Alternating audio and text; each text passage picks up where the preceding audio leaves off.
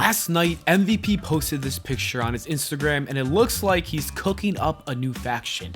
The Hurt Business 2.0 can feature Carmelo Hayes, Omos, and the Street Profits, and I love this tease. It would be dope for these guys to come together. The Street Profits can use a character change, Omos can be a great enforcer for the group, and Carmelo Hayes can truly flourish with this faction. Some people may prefer Bobby Lashley, Shelton Benjamin, and Cedric Alexander to reunite, but I like to see this new twist. It could even be cool to see the old Hurt Business get in a feud with the new Hurt Business. There's a lot of potential. Hopefully, WWE pulls the trigger on this because I think it would be great. At the moment, it just seems like a tease though, but would you want to see it? Let me know in the comments below.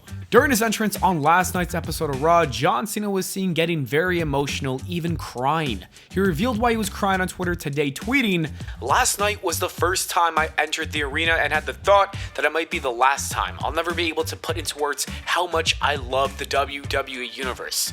I think John Cena knows his time with WWE is coming to an end sooner than later, and it made him emotional. And now it makes me emotional. We all miss John Cena, and WWE just does not feel the same without him. You can also tell how much John Cena really loves WWE because the man misses it so much that he's literally crying. I am glad though that he's going to be at WrestleMania 39, and you know what? You should really appreciate these moments we do have with John Cena. Vince McMahon was backstage on Raw and even grew out a mustache. I know that's random, but this is shocking considering that this is the man who was against facial hair saying that he didn't want his hair to win against him, whatever that means. WWE fans are worried that he might be making his way back into the creative team. According to Dave Meltzer, Triple H was still in charge of the show, but this is what he had to say about McMahon on Raw last night. Anyway, he was there. Yes. They're claiming that he's, just visiting, everything like that, but... Well, he was in Gorilla all night. So, I mean, yeah. What does that tell you? I mean, he wasn't barking orders at people or anything like that. And I was told that they tell you he's only there to visit John Cena. That's the story. There's more to it than that. Hey, listen. I don't know. I don't know. I mean, he's doing more than they're letting on. He was not like the person who was in control was Levesque last night. So it's not like he was there in charge and doing stuff. But it's not like he was just visiting John Cena and saying hi to a few people and then left. That didn't happen either.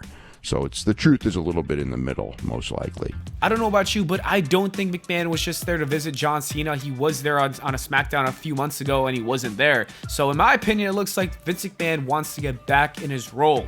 I hope that isn't the case, but only time will tell. But, like I said, I hope it doesn't happen because right now Hunter is doing a fantastic job with running things in WWE. The shows are amazing. That's what I'm trying to say, especially the pay-per-views. The King and Queen of the Ring tournaments have been confirmed on last night's episode of Raw. Thankfully, WWE got rid of the Queen's Crown name, and it's just going to be the Queen of the Ring. Xavier Woods and Selena Vega were upset that WWE did not mention them in a video package last night. Selena called them out on Twitter, while Xavier Woods just posted a video including the clips of him and Selena with their crowns. It's really that simple, This clearly isn't a huge deal, but they somewhat seem upset, and rightfully so. But I think they'll get over it very soon, if not already. Ronda Rousey is currently suffering from an injury right now. However, WWE believes that she'll heal and be back in action by WrestleMania time to compete for the Women's Tag Team Championships. This is what Dave Meltzer said about it. They are right now of the impression that she is not going to be 100% healed, but the impression is she'll be ready to do the match, referring to the tag team title match at WrestleMania. I don't think Becky Lynch and Lita are walking into WrestleMania as champions. I think they will drop their titles to Chelsea Green and Carmella, who will then lose those belts to Ronda Rousey and Shayna Baszler. That is my prediction. I think that's what's going to happen. And now it's time to talk about Monday Night Raw, which was one of the best episodes of all time. It was stacked from the beginning of the show at 8 p.m. all the way to the end at 11 p.m. It was actually reported that WWE wanted to put on a great show because John Cena and Logan Paul made appearances, and because of that, they had a ton of new eyes on the product, so it is a smart idea to convert those new viewers into fans. And they did a great job with it last night. The show kicked off with Kevin Owens wrestling Solo Sikoa. Of course, Jimmy Uso interfered to beat down Kevin Owens. Sami Zayn came to the rescue, and and that was great. But despite this, Kevin Owens still doesn't trust or want to work with Sami Zayn. You'll love it. It's great storytelling. I'm a fan, and it played into the ending of the show. Bobby Lashley then cut the most pointless promo on Bray Wyatt. It literally did not lead to anything other than him telling Wyatt to come face to face with him and be a man. That was literally it. You really didn't need it. I don't know. This feud with Wyatt and Lashley isn't doing it right now. Hopefully things change. Bianca Belair then defeated Carmella in a pretty good match. Asuka came out to help her and spit some mist in Chelsea Green's face. I'm liking Green's character and also like the fact that Asuka did that to show that she wants Bianca Belair to be 100% for WrestleMania. It really tells you that she's a true competitor, you know? Logan Paul and Seth Rollins had an excellent segment. I absolutely loved it. Logan Paul is truly getting comfortable with WWE promos. He wasn't that great last year, but he's starting to get it. He's a quick learner. What can you expect? He's also a much better heel than a babyface. It just feels so much more natural. I wonder why. Seth Rollins is also always going to put on a show when he's on the screen, and the segment ended when Logan Paul threw his one lucky punch and knocked out Rollins. It was good stuff. I'm excited for their WrestleMania match. Omos buried Dolph Ziggler to make him seem like an even bigger threat ahead of his match with Brock Lesnar. That is a wise booking decision.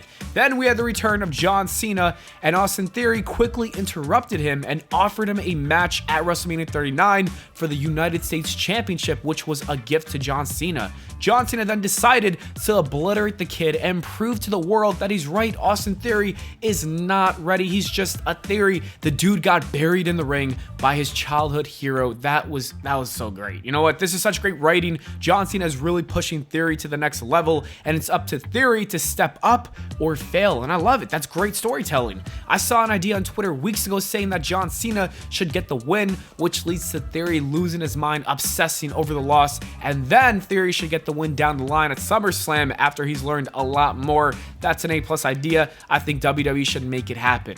John Cena then introduced Cody Rhodes to the crowd, which was random. However, it was a nice thing to see them share that moment together. It also makes Cody Rhodes seem like an even bigger deal heading into this big title match. You also had Finn Balor versus Johnny Gargano in an excellent match. You have those two guys, you know it's going to be a great match. Edge came to help Gargano win the match, and he said that next week he wants to see Finn Balor, so I'm excited to see them finally set up that Hell in a Cell WrestleMania match.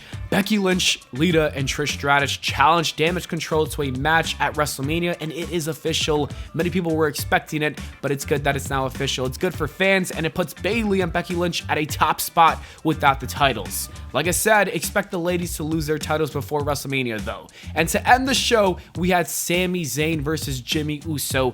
Jey Uso made his return and tricked everyone into thinking that he was on Sami Zayn's side, only to turn on his former friend. The crowd went nuts for this segment, and it broke my heart seeing Sami Zayn destroyed like that. Jey Uso chose his family over Sami Zayn, which was the wrong thing to do. But at the end of the day, the bloodline family always comes first. Cody Rhodes came out to save Zayn from a beatdown. That was such a great way to end Raw. The bloodline story with the Usos, Sami Zayn, and Kevin Owens is on a different level right now. These guys have got to get that main event of the first night of WrestleMania. It's the best story right now. This was truly a special episode of Raw. I hope the build up to WrestleMania has shows like this every single week on Raw and SmackDown. What did you think of it? Let me know in the comments below. Thank you so much for watching, and I'll see you all in the next video.